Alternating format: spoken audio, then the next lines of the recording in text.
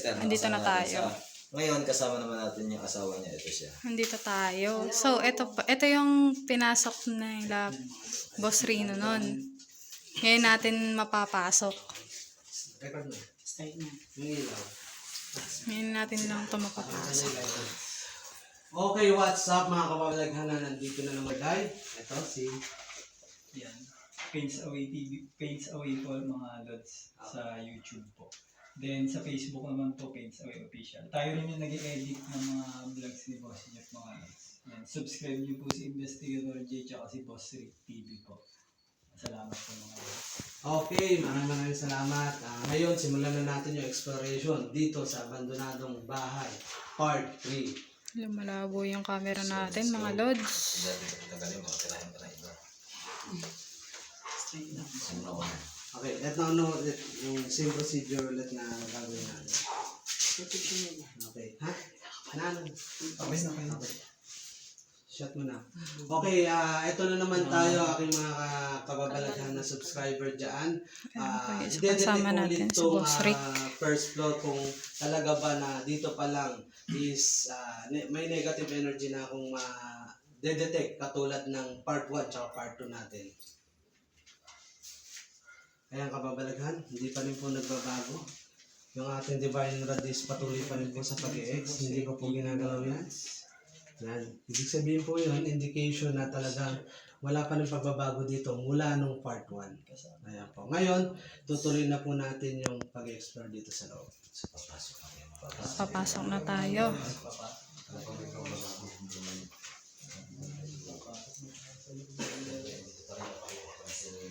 So, ayun mga... Guys, may mix room dito. Ayun, may isa pang kwarto dito.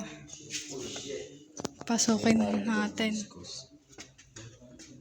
May narinig ang kuskus. Pasukin ito. Hindi, pasukin niya na lang. Ayun, pasukin niya na yung sir. Paunahin natin si Sir Rick. Pasukin niya rin. Okay mga kababalaghan, kita nyo, wala pa rin pagbabago doon. At ito ay puno pa rin ng negative energy. Hindi po natin ginagalaw itong divining rod. Patuloy pa rin sa paggawa. Tapos, nung nakaraan natin, part 2, wala akong naamoy na parang kakaiba. Pero ngayon meron na akong naamoy na parang May hindi na po siya amoy- mapanghi na parang something basta may kakaibang amoy. na May hindi siya ano common. siya, mga guys. Parang may naamoy akong amoy lumot. Parang ganun, something like that. Pero before ng part 2 and part 1, wala kami naamoy na ganun dito mga kababalaghan. Guys, ang bigat ng pakiramdam ko dito. Yes, yan nga po. Tama po yung naano ni Ma'am Ira dahil kinikilabutan po ako. Indication na Tsaka kanina doon sa pinasukan natin. Out of balance ako. Sa pinasukan natin kanina guys, may ano dito, mabango. parang tumig. May umiyak. Parang dito ko na din. So, ayun nga guys. May mga naririnig ng Okay po. Lumalaki yung ulo ko. Kinikilabutan po ako. May narinig po Kasama natin si Sir Rick. Subscriber na Kasama rin natin si Lods Jeff, pati si Paints Away. Kasama din natin. Subscribe niyo si Paints Away. magandang gabi po mga lods. Paints Away po. wala akong tingin sa pagdalaw ng aking divine rod. Hindi ko po ginagawa. Ayan, mga Lods. Lumalabo na naman yung camera natin. Ayan po. Galaw po yung rod na nakikita niyo. So it means po na kapapalagan is puno na ako ng negative energy. So wala pa rin na bago. So, ayan guys. Nakikita nyo. Kaya na maganda. Masyado May nakikita kayong image do sa ano. Pero ako hindi ko makita yung sarili ko. Ayan, nakikita nyo si Jeff. Pero ako hindi ko makita sarili ko sa salamin. Ayan, tingnan po natin ginagawa ni Sir Rick. Yan mga magandang sa may hangin dito sa salamin ng malas.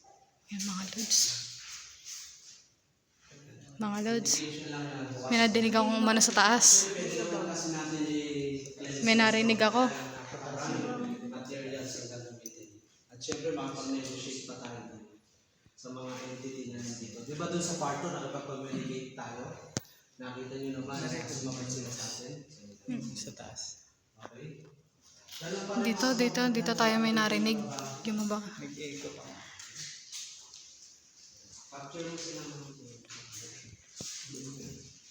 May kumaliskis. Oo. Sa taas.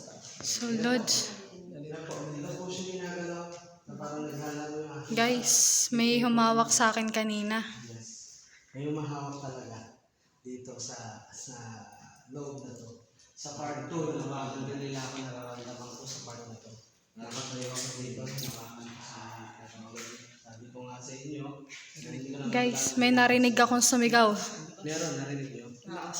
May sumigaw po, lang yung narinig. Hindi ko alam kung sa labas lang yun, pero I think, parang hindi naman dahil walang tao sa labas. Hindi sila sisigaw sa labas. Kaya nga. Dito, pasok tayo. So guys, andito tayo ngayon sa may bandang kusina. May CR din dito. Dito na makarami nagpakita kayo Lord's Gate.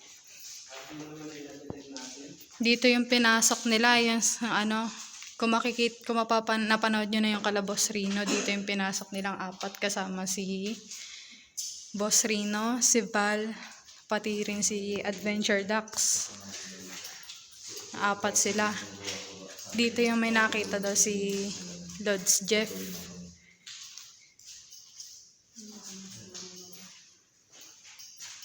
Guys, para akong hinihila pababa. Paliwanag ko lang yung Lord's Gate sa ating mga subscriber. Kung salamin is ibandaan nyo mga kababalaghan. Pag titignan nyo is natatanaw yung pintuan dun sa taas at natatanaw yung pintuan sa baba. Ibig sabihin nakakagawa tayo ng dimensional door patungong sa kabilang mundo. Kaya nakaka-access sila dyan, nakakalabas-pasok sila dito sa bahay na to. At yun nga, dahil siguro matagal na siyang abandonado, is na-occupy na nila yung buong bahay. Alam mo ba kung ilang taon na itong abandonado? Ilang taon na Tingnan mo po. Tingnan natin yung petsa. 2011.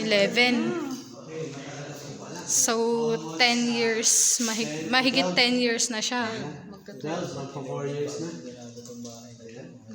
Ayan, kita dito. Magpa 4 December 2011. 14 years na siya abandonado. Ngayon, dahil sa ganang abandonado siya ng ganang katagal, minsan nangyari, na-occupy na lahat ng elemento or encanto itong buong bahay na ito. Unlike sa sa simbahang lubog, kung napanood niyo ang vlog at na ibang vlogger, nag-detect rin ako sa simbahang lubog, pero hindi tulad nito. Konting dalaw mo lang is, ayan, tingnan yung dividing rod ko.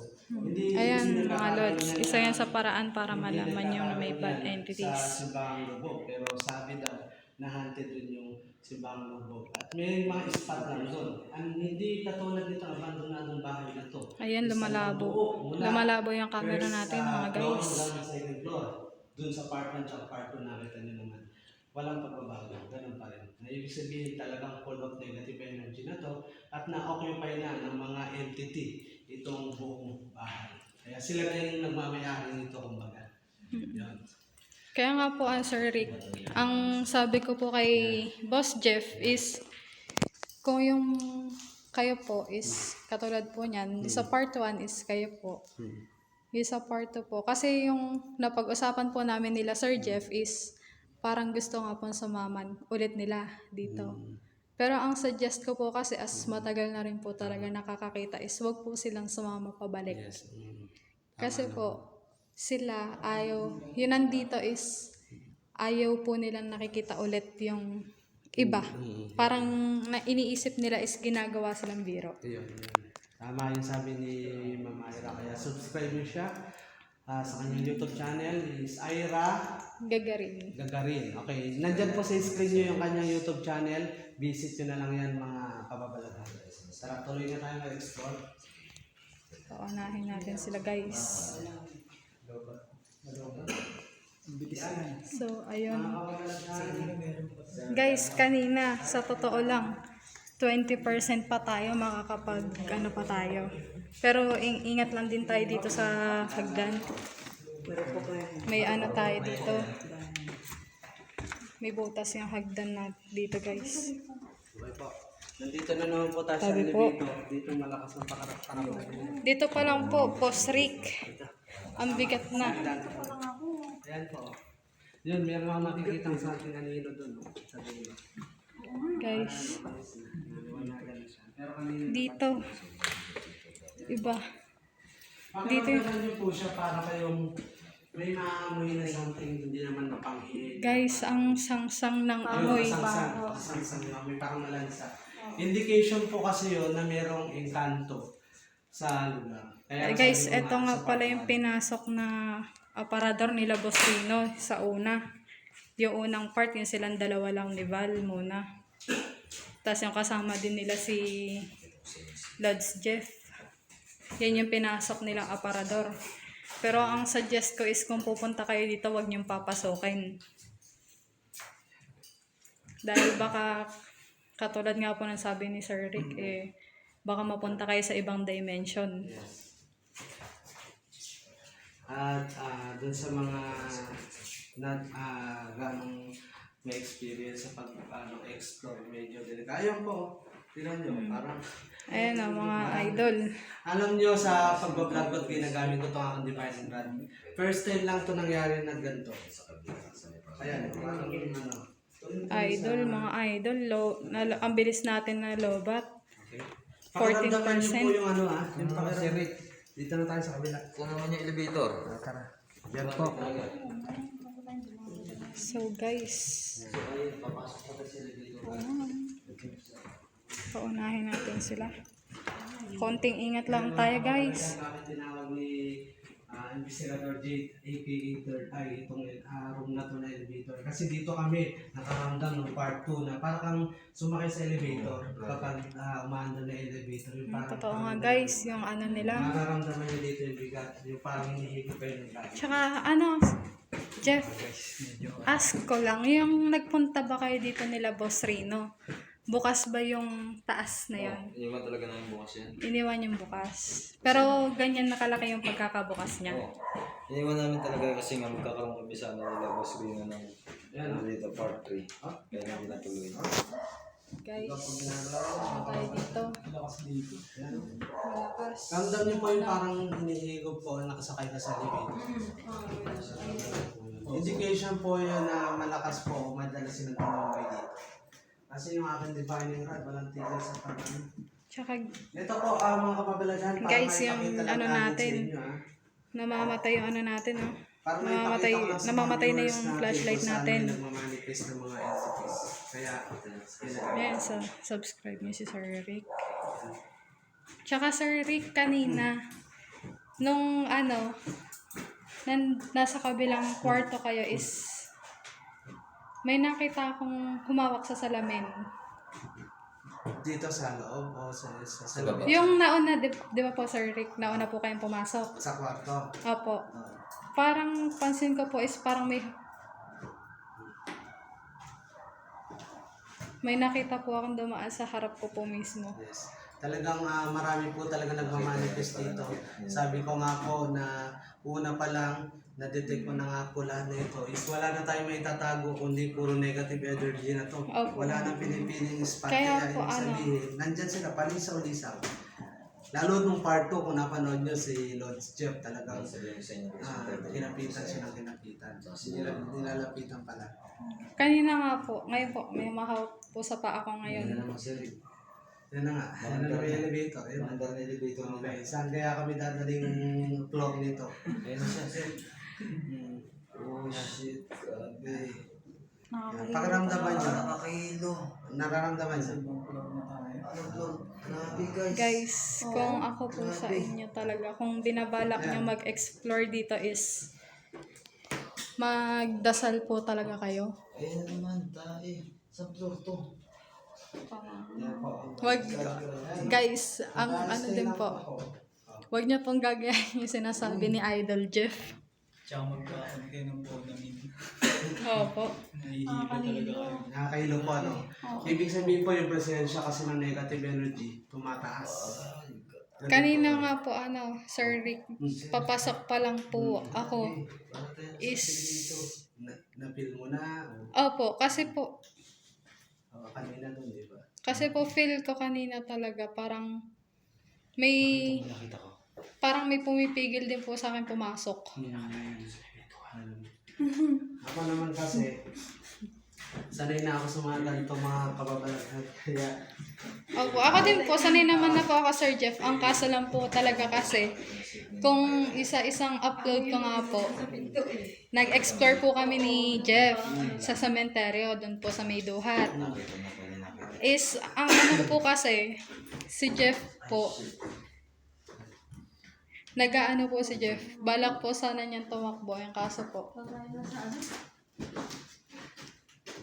yun nga mga kababalagan, nung part 2, nakipag-communicate tayo sa kanila at nakuha natin yung sagot nila na sabi naman natin na hindi kami nagpunta dito para manggulo, kundi mag-explore lang at ipakita na nandyan sila. Kaya hindi naman sila nagalit sa paliwanag ko na yun. Sumugot naman sila na hindi na sila galit. Nung una, galit sa amin. Pero nung pangalawa, nung tinanong ko na sila, sinabi ko kung ano yung rason kung bakit kami nandito, nahimas-masa naman at sumagot sila na ano. So, yun nga guys, pababa na tayo. Pinotol ko yung video kanina. Yan nga guys. Wala na talagang karga yung ano ko. Wala nang karga yung flashlight ko. Oh. Guys, dito talaga sa baba guys, lumalabo yung camera ko.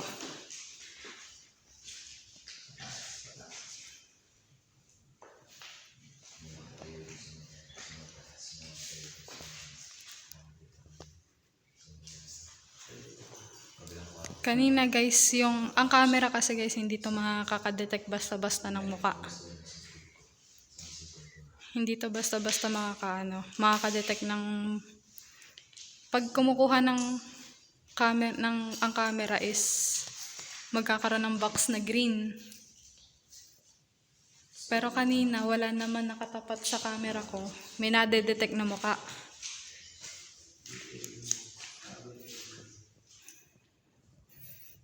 Guys, ang pakiramdam ko talaga dito is kakaiba. So dito malapit lang pala dun sa bahay natin. Sa bahay namin yung lugar na to.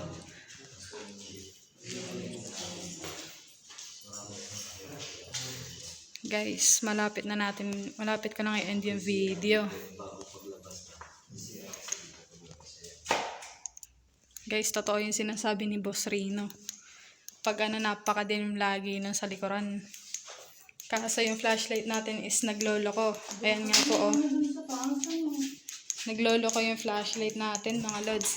Ito yung nasira ni Boss Dax na yung nasira ni Boss Dax na gamit dito.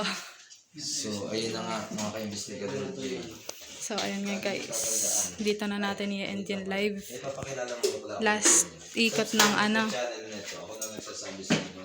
Makakakulab natin ito pagka hindi natin kasama sila gustuin nyo. Last ikot dito sa lugar na pinasukan natin kanina. Busy sila, makipag-collaboration tayo kay Kuya Rick TV. Yan, subscribe kayo kay Kuya Rick TV. Yan. Lagi kong sasamahan Guys, ito yung pinasukan natin. Ayan guys, so nagloloko yung flashlight natin. So, huwag niyo kakalimutan Nagloloko na. channel para Full charge yung battery nitong ko. Nagloloko. So, may kasama pa rin tayo dito. Napakilala ko sa inyo ito kanina. Huwag niyo kakalimutan mag-subscribe sa kanilang channel. Ayala Gagarin. Tapos si Pains Away. At Ayan, yung guys. siyempre yung asawa ni Mark Lester na ating subscriber. So yun guys. Maraming So, yun, salamat sa guys. inyong panonood. End na natin Laging dito. tatandaan hanggat merong Bye. abandonado.